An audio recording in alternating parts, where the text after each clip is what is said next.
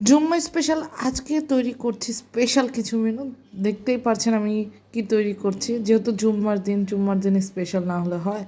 যে আমি এখন এই যে গরু মাংসটাকে ভালো করে কষিয়ে নিচ্ছি, সাথে এই যে আমি পোলাও তৈরি করছি। আমার পোলাওয়ের রেসিপি যারা যারা এখনও দেখেনি তারা আমার ইউটিউব চ্যানেল কুকিংস লাইভ 277-এ গিয়ে দেখে নিতে পারেন, অথবা আমার ফেসবুক পেজ থেকেও আমার পোলাওয়ের রেসিপিটি দেখে নিতে পারেন।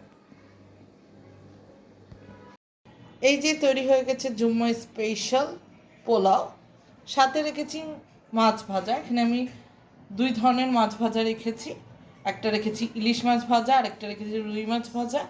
অনেক দিন ধরে আমার আম্মুর ইলিশ মাছ ভাজা খেতে মন চাচ্ছিল, তাই আজকে আমার ভাইয়া এই যে ইলিশ মাছ এনেছে।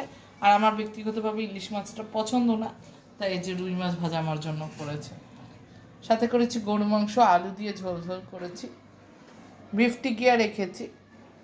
যেহেতু আমি আর আমার আম্মু খাবো, সেহেতু বিফটিকে এই যে আপনাদের জন্য সেরকম সেই কোয়ান্টিটির করেছি। আর সালাদ, পোলাও খাবো আর সালাদ থাকবে না তা কখনো হয়, এই জন্য সালাদ আইটেম আছে। আর সেই সাথে রেখেছি যে সফট ড্রিঙ্কস, আর এই ড্রিঙ্কসটা হচ্ছে মোজো।